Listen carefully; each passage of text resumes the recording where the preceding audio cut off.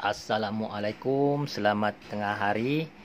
Alhamdulillah hari ini ada lagi rezeki yang boleh kita kongsikan.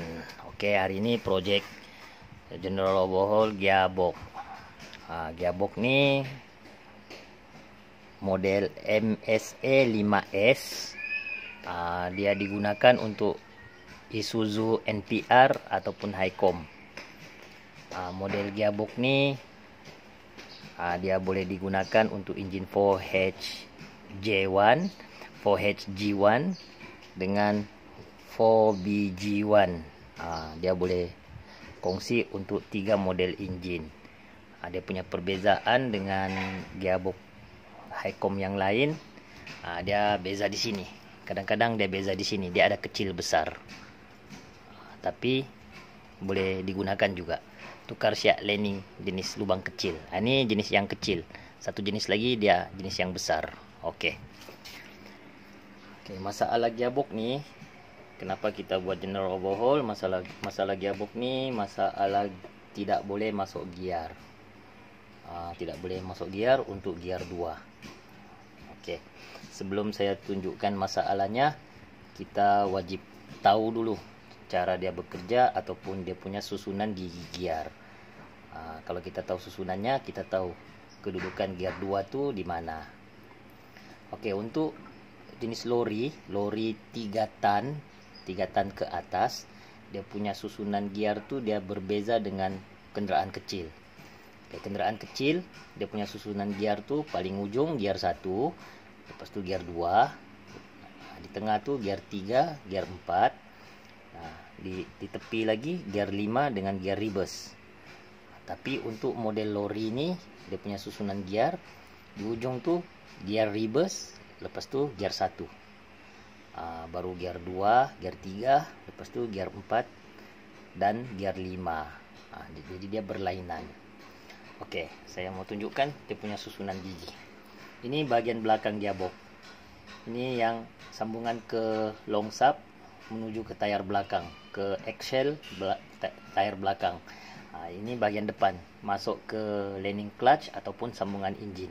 Okey, dia punya susunan gear di belakang sekali ni gear reverse.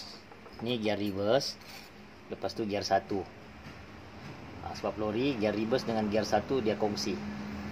Lepas tu gear 2, gear 3, gear 4 dan gear 5. Begitu susunan lori. Jadi sekarang yang bermasalah tu pada gear 2. Ini gear 2. Gear reverse, gear 1, gear 2. Okey. Punca gear susah masuk ni biasanya dia punya masalah pertama bahagian kuningan ataupun orang panggil tembaga ataupun nama sebenarnya synchronize. Kuningan tu. Kedua, masalah bearing gear. Bearing gigi gear tu, kalau dia sudah goyang ataupun dia sudah pecah, gigi gear ni dia terlampau banyak free, dia boleh main, jadi gear susah mau masuk. Last sekali masalah bearing gear.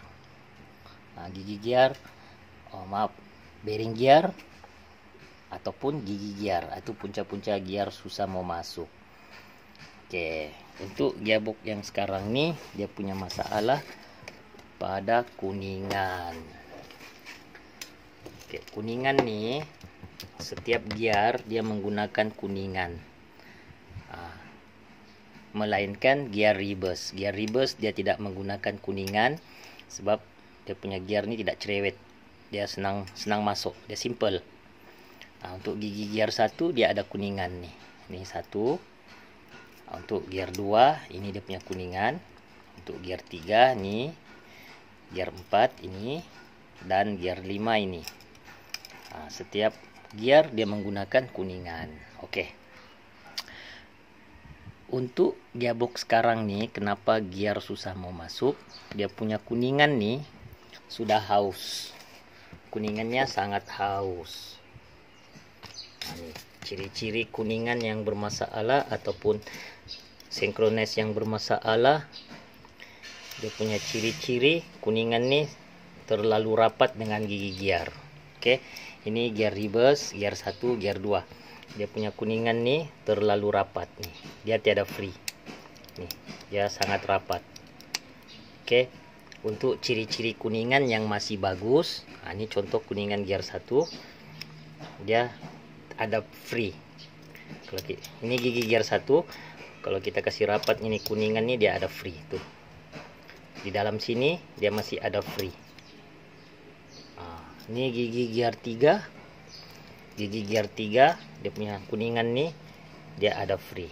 Nah, biar kita tekan rapat di gigi ini, kuningan tuh dia tidak melekat, dia masih ada clearance, dia ada free, dia ada jarak.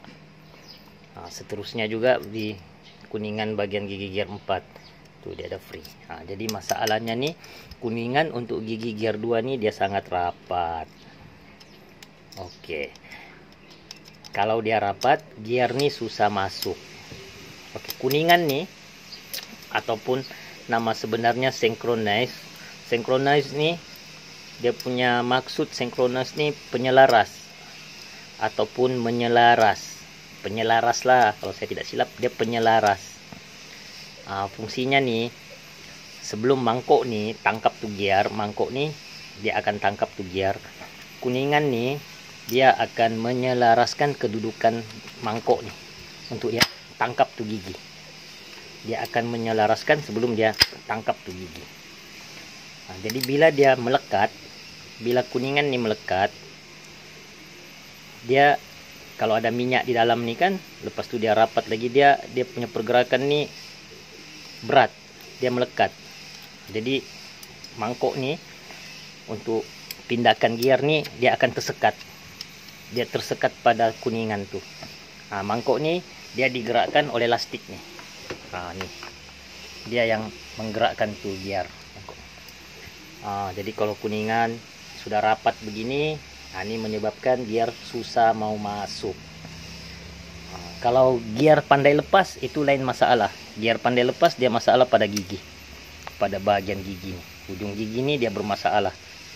Tapi kalau dia susah masuk, biasanya dia masalah pada kuningan. Jadi nanti kita bongkar, kita ganti synchronize yang baru. Oke, punca kuningan nih boleh rosak. Punca kuningan boleh rosak biasanya masalah kabel. Pertama masalah kabel gear. Oke, kalau kabel gear tuh dia punya bus tidak cantik, maksudnya kabel gear tidak fit.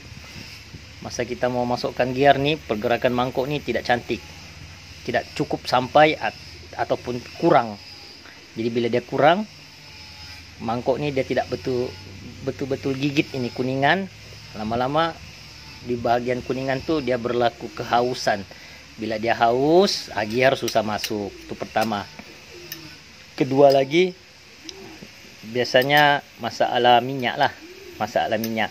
Mungkin minyak kurang ataupun minyak tidak ngam. Jadi bila minyak tidak ngam, kuningan nih dia akan haus. Bila dia haus, itu menyebabkan dia rapat. Dia bergeser kan, sentiasa bergeser, berlaku geseran tanpa perlindungan minyak yang sesuai. Nah, jadi dia lama-lama dia rapat lah. Dia rapat, dia susah masuk gear. Itu puncanya. Oke, minyak apa yang sesuai untuk gearbox Isuzu? Sebelum ini saya ada kongsikan satu video untuk gearbox manual, gearbox Isuzu Invader. Gearbox Isuzu Invader manual nih dia menggunakan minyak engine. Dia bukan menggunakan minyak 90. Oke, untuk Isuzu Highcom nih, NPR nih, 3,5 ton nih, dia juga menggunakan minyak engine, bukan minyak 90. Jadi bila kita menggunakan minyak 90, dia sangat pekat, dia boleh merosakkan kuningan dan akan datang merosakkan bearing dan kemungkinan besar boleh menyebabkan gigi gear pecah.